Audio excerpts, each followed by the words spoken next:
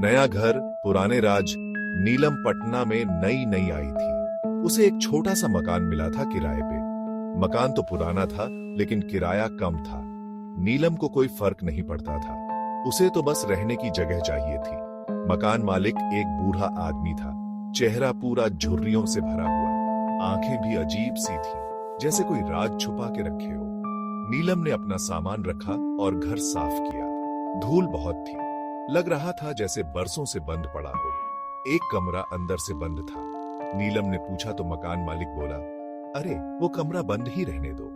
नीलम को अजीब लगा पर उसने कुछ नहीं कहा। रात को नीलम खाना खा के सोने लगी। नींद नहीं आ रही थी। नया शहर, नया घर, सब अजीब लग रहा था। अचानक एक आवाज आई, जैसे कोई खिड़की पे खरोंच रहा हो। नीलम उठ के खिड़की के पास गई। बाहर अंधेरा था, कुछ दिख नहीं रहा था। नीलम ने सोचा शायद हवा चल रही होगी।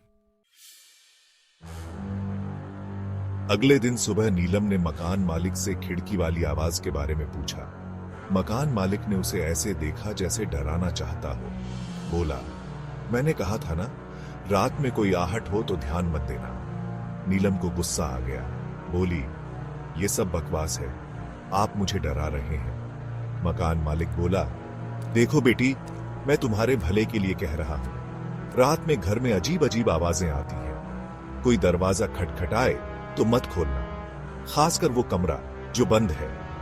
नीलम को लगा ये सब अंधविश्वास है। सोची, बूढ़ा है इसलिए दिमाग खराब हो गया होगा। उसने मकान मालिक की बात अनसुनी कर दी। रात को फिर से आवाजें आने लगी, इस बार और तेज, जैसे कोई दरवाजा पीट रहा हो। नीलम डर गई, कंबल ओढ़ के छुप गई। अचानक दरवाजा पीटने की आवाज बंद हो गई। नीलम ने राहत की सांस ली। सोची शायद अब कुछ नहीं होगा। तभी एक और आवाज आई, धीमी सी, जैसे कोई खुरच रहा हो। नीलम ध्यान से सुनी। आवाज बंद कमरे से आ रही थी। डर और उत्सुकता से नीलम का दिल जोर जोर से धड़कने लगा। नीलम धीरे से बिस्तर से उठी, दरवाजे की तरफ देखा। उसे मकान मालिक की बात याद आ गई, लेकिन उसकी उत्सुकता डर से ज्यादा थी। नीलम धीरे धीरे बंद कमरे की तरफ गई।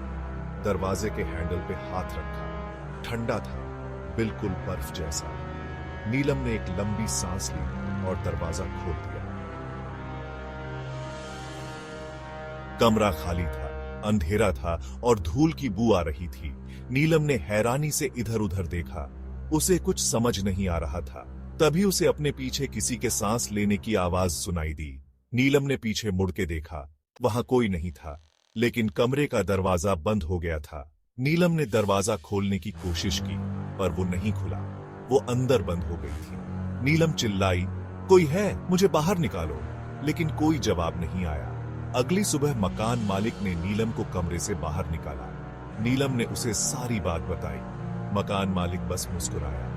बोला, मैंने पहले ही कहा था ना, उस कमरे को बंद ही रहने दो।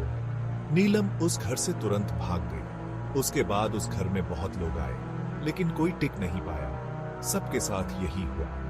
अब लोग उस घर को भूतिया मानते हैं। कहते हैं कि उस बंद कमरे में कोई रहता है, कोई ऐसा जिसे रात में तंग नहीं करता।